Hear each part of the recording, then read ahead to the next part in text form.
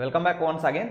आइए इस क्वेश्चन को पढ़ते हैं और देखते हैं कि इस क्वेश्चन के थ्रू हम कौन सा कॉन्सेप्ट सीखते हैं। हमें क्वेश्चन को बिल्कुल भी नहीं रखना है, हमें कॉन्सेप्ट पे ध्यान देना है कि इस क्वेश्चन के थ्रू हमने कौन सा कॉन्सेप्ट सीखा है। ठीक है, तो पहले क्वेश्चन पढ़ लेते हैं, फिर डिसाइड करेंगे कि ये किस चैप्टर का है, क्योंकि एग्जाम में तो आपको क्वेश्चन पढ़ के डिसाइड करना पड़ेगा ना कि किस चैप्टर का है, इसमें कौन सा फॉर्मूला अप्लाई करना है ना।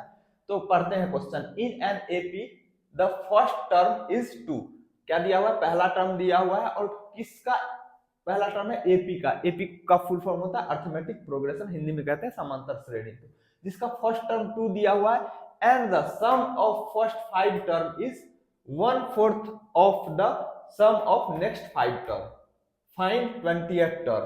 तो दिया हुआ क्या है इस क्वेश्चन में? कोई एपी है जिसका फर्स्ट टर्म 2 है और फर्स्ट 5 टर्म का जो सम है ना, सम ऑफ फर्स्ट 5 टर्म क्या है? 1/4 of the sum of next 5 term है। तो क्वेश्चन से डायरेक्ट पता चल रहा है ये सीक्वेंस एंड सीरीज चैप्टर है, जिसके अंदर अर्थमेटिक प्रोग्रेशन टॉपिक के अंदर ये क्वेश्चन पूछा जा रहा है। अगर आपको अर्थमेटिक प्रोग्रेशन का कुछ भी नहीं पता है तो भी आप इस तरह के क्वेश्चन को आराम से हैंडल कर पाएंगे, अगर आप वीडियो को लास्ट तक देखते हैं तो। ठीक है, अगर पसंद आ जाए वीडियो, आपको एक्सप्लेनेशन पसंद आ जाए और कॉन्सेप्ट समझ में आ जाए तो चैनल को लाइक शेयर एंड सब्सक्राइब कर देना, लेकिन वो लास्ट में करना। पहले हम क्वेश्चन का सॉल्यूशन देखते हैं। वही क्वेश्चन अगर बोर्ड एग्जाम में पूछा जाता है तो कैसे करेंगे, कॉम्पिटिटिव एग्जाम में पूछा जाता है तो कैसे करेंगे, हम दोनों तरीका बताएंगे। आप फोकस कीजिए यहाँ पे, टाइम वेस्ट मत कीजिए, आप अपना भी और मेरा भी। क्वेश्चन में फोकस करते हैं। पहला टर्म दिया हुआ है 2, तो किसी भी एपी में फर्स्ट टर्म को हम ए से डिनोट करते हैं, ए बराबर 2 दिया हुआ है। और एपी में क्या क्या डिफाइंड होता है? फर्स्ट टर्म डिफाइंड होता है, कॉमन डिफरेंस डिफाइंड होता है ना, और कुछ फॉर्मूले होते हैं। Sum of first n term of AP, nth term of AP क्या होता है? तो हम मान लेते हैं let common difference, let COMMON common difference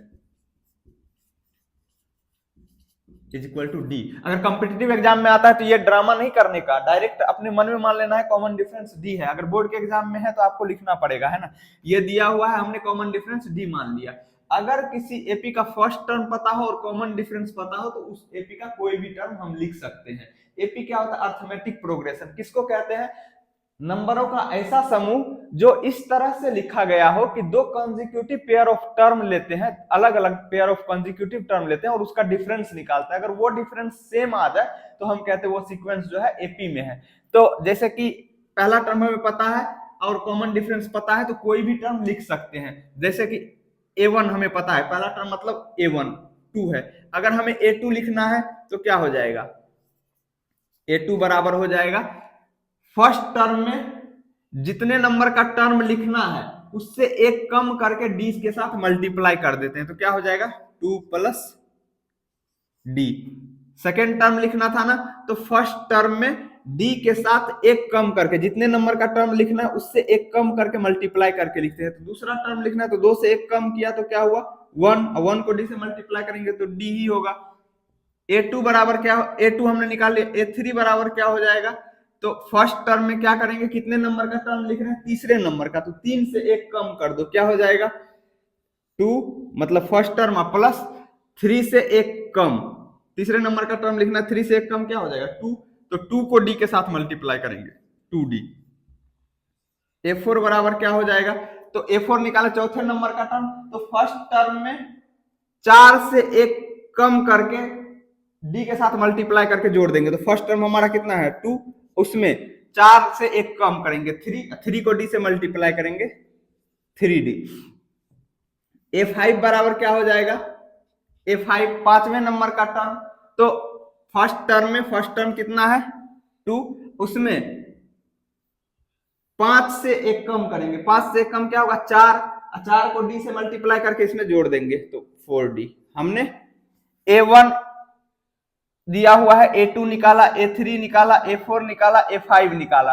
अब क्वेश्चन क्या कह रहा है कि sum of first 5 term is 1/4 of the sum of next 5 term. पहले 5 टर्म का जो जोड़ है ना, वह अगले 5 टर्म के जोड़ का 1/4 है, मतलब 1/4 है। तो इन पांचों टर्म का हम जोड़ निकालेंगे तो क्या हो जाएगा? ये फर्स्ट 5 टर्म निकाल लिया आपने, सॉरी, फर्स्ट 5 टर्म निकल गया, लेकिन इस पांचवें टर्म के बाद अगला और 5 टर्म निकालना पड़ेगा, वो हम एक साथ निकाल लेते हैं। तो क्योंकि जो ये 5 टर्म फर्स्ट 5 टर्म का सम जो है ना वो 1/4 है, किसका 1/4 of the sum of next 5 term, मतलब पांचवें टर्म तक का तो सम एक साथ निकालना पड़ेगा, इसको इक्वेट करना पड़ेगा नेक्स्ट 5 टर्म के सम के 1/4 के बराबर, है ना। तो अगला 5 टर्म क्या होगा, छठा टर्म, सातवां टर्म, आठवां टर्म, नौवां टर्म, 10वां टर्म।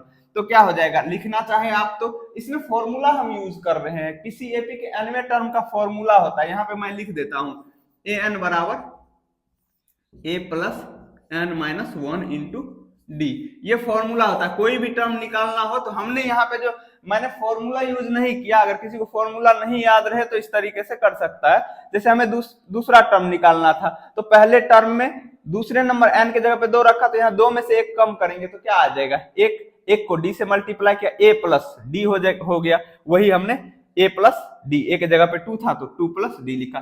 a3 मतलब तीसरे नंबर का टर्म निकालना था, तो 3 रखे, n के जगह पे 3 रखा, तो यहाँ 3 में से 1 माइनस करेंगे तो क्या बनेगा 2 के साथ d को मल्टीप्लाई करेंगे तो 2d, a में 2d जोड़ेंगे तो तीसरे नंबर का टर्म आएगा। उसी तरह हमने ये सभी निकाला, तो इन सब का सम क्या हो जाएगा, इसकी जरूरत है इन सब के सम का, है ना, इसके साथ ये भी जोड़ना पड़ेगा। तो सम निकालोगे तो इन सबको जोड़ोगे तो क्या हो जाएगा, यहाँ पे first term, second term, third, fourth, fifth, पांचों टर्म, तो 2 प्लस 2 प्लस 2 प्लस 2 प्लस 2 कितनी बार जुड़ा, 5 बार, तो कितना हो जाएगा 10, तो 10 प्लस इसमें तो d है नहीं, यहाँ d है, यहाँ 2d है, 3d हुआ, 3d अब 3d कितना हुआ 6d, 6d में 4d जोड़ेंगे तो 10d, तो 10 प्लस 10d। यहां तक समझने में कोई दिक्कत है, ये क्या निकला, sum of first 5 term. Next 5 term कैसे निकालेंगे, तो पांचवा टर्म तक हमने निकाल लिया है, छठा, सातवां, आठवां, तो a6 बराबर क्या हो जाएगा, हम समझा रहे हैं आपको कैसे निकालना किसी एपी का nवां टर्म। तो nवां टर्म का फॉर्मूला होता है an बराबर a plus n minus 1 into D, जहां a फर्स्ट टर्म होता है, d कॉमन डिफरेंस होता है और n होता है नंबर ऑफ टर्म, जितने नंबर का टर्म निकालना है। तो छठे नंबर का टर्म निकालना है, तो इसमें n के जगह पे 6 रखा, तो इधर 6 में से 1 जाएगा 5, तो a प्लस 5d आ जाएगा, तो a प्लस 5d। सातवें नंबर का टर्म a7 बराबर क्या निकालोगे, a प्लस, डायरेक्ट लिख रहा हूं, 7 से 1 कम करके d के साथ मल्टीप्लाई करो, a प्लस 6d। आठवें नंबर का टर्म a8 क्या हो जाएगा, a प्लस 7d, डायरेक्ट पता चल रहा है ना, ये हमने इस फॉर्मूले में d का n का वैल्यू रखा, इस तरीके से हमारा वैल्यू निकलता जा रहा है। कहां तक निकालेंगे, 10वें नंबर के टर्म तक, a9 क्या हो जाएगा, a प्लस 8d, और a10 क्या हो जाएगा, a प्लस 9d। ये सब हमने निकाल लिया। अब क्वेश्चन में दिया हुआ है कि पहले 5 टर्म का जो सम है नेक्स्ट 5 टर्म का सम, मतलब इन सब का जो सम होगा उसके 1/4 के बराबर है। तो इन सब का सम निकालोगे तो क्या हो जाएगा, सॉरी यहाँ पे हम वैल्यू डायरेक्ट पुट कर देते तो ज्यादा बेहतर रहता, मैं पुट ही कर देता हूँ आपको समझाने के लिए, मैंने a लिखा, a का वैल्यू हमें क्वेश्चन में दिया हुआ है, तो क्या हो जाएगा, यहाँ भी 2 है ना, यहाँ भी 2, यहाँ भी 2, इस सभी वैल्यू को हम डायरेक्ट क्या कर सकते थे, डायरेक्ट हम लिख सकते थे, लेकिन मैंने क्यों लिखा, ये मानते हुए कि आपको नहीं पता है कैसे लिखते हैं, इसीलिए। अब इन सब के सम की जरूरत है, क्योंकि नेक्स्ट 5 टर्म का सम चाहिए तभी तो इक्वेट करेंगे, तो इन सबको जोड़ेंगे, a6 a7 a8 a9 a10, तो जोड़ेंगे तो क्या हो जाएगा, यहाँ 2 2 4 2 6 2 8 2 10, तो कितना हो जाएगा 10 प्लस d को जोड़े 5d या 6d, कितना हो जाएगा 11d, 11d में 7d जोड़ेंगे तो 11 में 7 जोड़ेंगे कितना हो जाएगा 18d, 18 में 8 जोड़ेंगे तो कितना हो जाएगा 18 2 20 26d, और 26d में 9d जोड़ेंगे तो 26 में 9 जोड़ेंगे 26 4 30 5 35 35d, तो 35d। ये मैंने आपको करके बताया। एग्जाम में अगर आप नहीं भी ये करते हैं डायरेक्ट वैल्यू लिख सकते हैं, तो यहाँ पे 10 प्लस 10d आया, यहाँ पे 10 प्लस 35d आया, आपको समझाने के लिए ड्रामा मैंने किया, करने की जरूरत नहीं है आपको, एग्जाम में समझ में आ गया। अब मैं इसको इरेज कर दूं, किसी एपी का nth टर्म अगर निकालना है तो ये फॉर्मूला लगाएंगे आप, a plus n minus 1 into D, उस फॉर्मूले से डायरेक्ट आप जितने नंबर का टर्म निकालना चाहते हैं वो निकाल सकते हैं। जहां a क्या होता है फर्स्ट टर्म, n होता है नंबर ऑफ टर्म, कितने नंबर का टर्म निकालना है, d क्या होता है कॉमन डिफरेंस होता है, ठीक। तो आपको ये याद रखना है फर्स्ट 5 टर्म का सम कितना है 10 प्लस 10d और नेक्स्ट 5 टर्म का सम 10 प्लस 35d। ठीक, तो इसको इरेज करता हूं मैं, और ये समझाने के लिए आपको एग्जाम में डायरेक्ट लिखना है। क्या लिखना है वो मैं बता दे रहा हूं। कॉम्पिटिटिव एग्जाम में तो आपको जितने कम स्पेस में रफ करेंगे उतना फायदा रहेगा, कम से कम टाइम लगाना है आपको ये फालतू की चीजें लिखने में। तो यहाँ पे लिखेंगे सम ऑफ फर्स्ट 5 टर्म्स बराबर कितना आया था अपना, 10 प्लस 10d है ना। सम ऑफ फर्स्ट 5 टर्म का फॉर्मूला भी होता है, आप उसको भी लगा सकते हैं। Sn बराबर होता है एपी में Sn मतलब सम ऑफ फर्स्ट n टर्म, ये होता है n/2 into 2a plus n-1 into d। ये फॉर्मूला लगा देंगे, ये वैल्यू आपका आ जाएगा यहाँ पे। लेकिन हमें नेक्स्ट 5 टर्म जो निकालना है ना, उसमें ये फॉर्मूला लगाओगे तो ये formula some of first 5 term मतलब शुरू से लेकर 5वें टर्म जितने टर्म का सम निकालना है वो शुरू से ही होना चाहिए। नेक्स्ट 5 टर्म का जब सम निकालेंगे तो आपको फिर से 1 से 10 टर्म का सम निकालना पड़ेगा, उसमें से ये घटाना पड़ेगा। ठीक है, तो उस तरीके से भी आप कर सकते हैं। कोई कहेगा इसको करके बताओ ना, अगर इस तरीके से निकालना चाहे तो हाँ ठीक है। हमें S10 S5 some of first 5 term निकालना है, समझने पे ध्यान देना, क्वेश्चन की कोई औकात नहीं है, आपको समझ में आ जाएगा ना, हवा में उड़ा देंगे इस तरह क्वेश्चन को। हमने फर्स्ट टर्म दिया हुआ है 2 और लेट कॉमन डिफरेंस d, हमने कॉमन डिफरेंस d मान रखा है। तो S5 बराबर क्या हो जाएगा, फर्स्ट 5 टर्म का सम, तो यहाँ पे 5/2 ब्रैकेट में 2 इंटू a का वैल्यू कितना दिया हुआ है 2 प्लस कितने नंबर का टर्म चाहिए, कितने टर्म का सम चाहिए, 5 टर्म का, फर्स्ट 5 टर्म का, तो 5 - 1 और d हमने मान रखा है, d का वैल्यू d ही है ना, क्योंकि ये हमें पता नहीं है तो d माना। अब हम सॉल्व करेंगे तो 5/2 यहाँ पे 2 दूनी 4 प्लस 5 में से 1 जाएगा 4 को d से गुना करेंगे तो 4d। ठीक है, यहाँ पे 4 कॉमन आ रहा है दोनों में, तो बाहर निकाल लेंगे तो कितना हो जाएगा 5/2 इंटू 4 कॉमन ले लेते हैं, बाहर आ जाएगा तो गुना 4 ब्रैकेट में 1 प्लस d।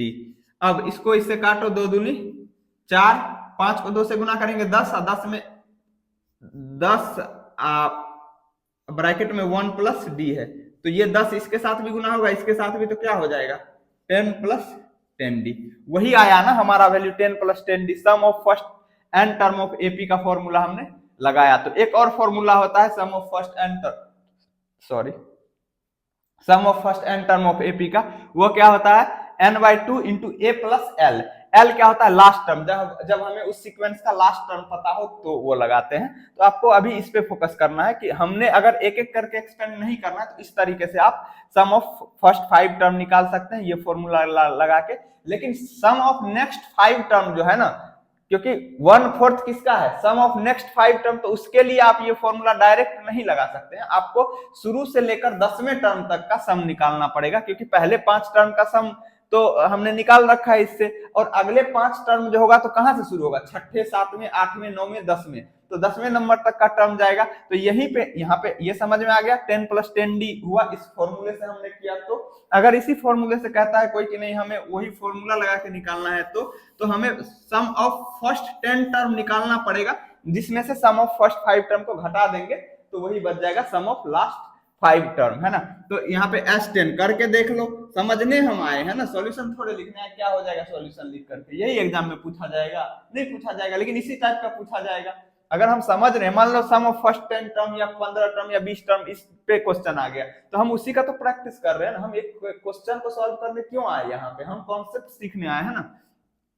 तो S10 some of first 10 term का तो क्या हो जाएगा, n के जगह पे 10 रखो, 10/2 इंटू 2 इंटू a का वैल्यू कितना दिया हुआ है क्वेश्चन में, 2 दिया हुआ है, तो 2 लिख देंगे, प्लस यहाँ पे 10 - 1 मल्टीप्लाई d, क्योंकि d हमें पता नहीं है, d हमने कॉमन डिफरेंस मान रखा है। अब सिंपलीफाई करेंगे तो कट जाएगा, 2 × 5 = 10, 5 यहाँ पे 2 दूनी 4 प्लस 10 में से 1 जाएगा 9, 9 को d से गुना करेंगे तो 9d, 5 चौके 20 प्लस 9 × 5 = 45, है ना। क्योंकि ये 5 ब्रैकेट से जस्ट बाहर है तो इसके साथ भी गुना होगा, इसके साथ भी 9 5 जा 45 डी। तो ये जो निकला है फर्स्ट 10 टर्म का सम निकला है ना। अगर इससे हम वैल्यू लिखना चाहे कि हमें सम ऑफ नेक्स्ट 5 टर्म क्या होगा, मतलब फर्स्ट 5 टर्म को छोड़ करके जो अगला 5 टर्म रहा उसका सम क्या होगा, तो इसके हेल्प से हम निकाल सकते हैं, इस दोनों के हेल्प से। तो कैसे लिखेंगे, ऐसे लिख सकते हो, sum of next 5 terms is equal to S10 minus S5, मतलब फर्स्ट 10 टर्म के सम में से फर्स्ट 5 टर्म का सम घटा दीजिए, ये S है, ठीक है।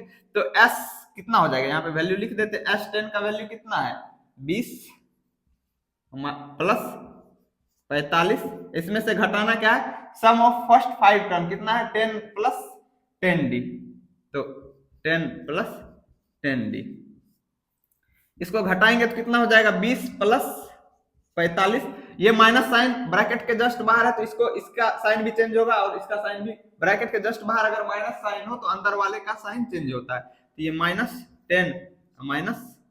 10D हो जाएगा। अब 20 में से 10 जाएगा, 10 बचेगा, सॉरी यहाँ D है ना, 45D है ना, सॉरी 45D है और यहाँ पे भी D है, ठीक है। तो 20 मिटा के लिख देता हूं, कंफ्यूजन नहीं होनी चाहिए। यहाँ 45D है तो क्या हो जाएगा, यहाँ से लिखता हूं मैं 20 plus 45D minus 10 minus 10D। अब इसको सिंप्लीफाई करोगे तो 20 में से 10 घटाओगे तो कितना बचेगा 10, अब 45D में से 10D घटाओगे तो कितना बचेगा 35, तो 35D। यही हमारा आ गया सम ऑफ नेक्स्ट 5 टर्म। हमने एक्सपेंड करके जो निकाला था उसके थ्रू भी यही निकला था, है ना। तो आपको समझने पे ध्यान देना है, आप फॉर्मूला लगाओगे तो इस तरीके से करोगे, नहीं फॉर्मूला लगाओ तो एक्सपेंड करके करना है तो उस तरीके से आप कर सकते हो। ये भी नहीं करना है, आप अगर कैलकुलेशन फास्ट है तो आप रफ में कर लीजिए, ठीक है, डायरेक्ट ये वैल्यू यहाँ पे लिख सकते हैं।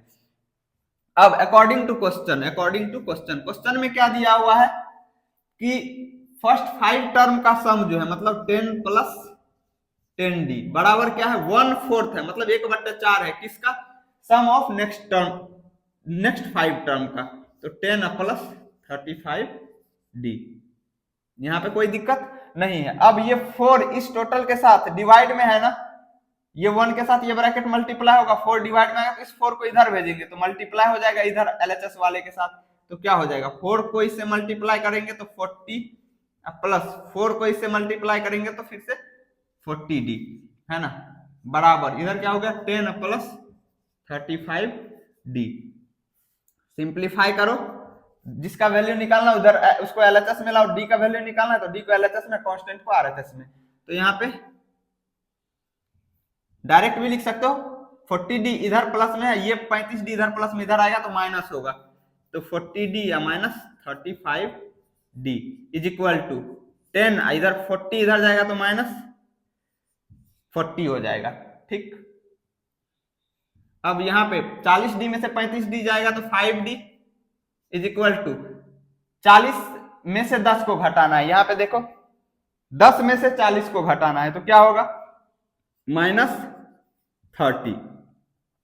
हमें वैल्यू किसका निकालना है, D का निकालना है ना, तो D बराबर क्या हो जाएगा इधर D is equal to minus 30/5, D के साथ 5 मल्टीप्लाई में इधर जाएगा तो डिवाइड हो जाएगा, 5 6 जा 30, 6 बार में कटा, माइनस साइन लगाया तो माइनस 6, तो हमें किसका वैल्यू पता चल गया D का वैल्यू पता चल गया। इधर मैं इरेज कर देता हूं इस फॉर्मूले को, ठीक है,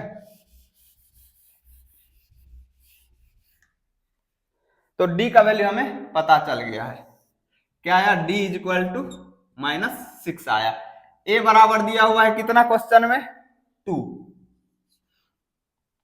अब AP का कोई भी टर्म निकालना है तो उसका फॉर्मूला क्या होता है, nth term of n AP is equal to A plus n minus 1 into D, therefore A20 is equal to what, ये पूछा जा रहा है क्वेश्चन में। तो an बराबर क्या होता है A plus n minus 1 into D। अब A के n के जगह पे हम 20 रख रहे हैं तो क्या आ जाएगा, A के जगह पे 2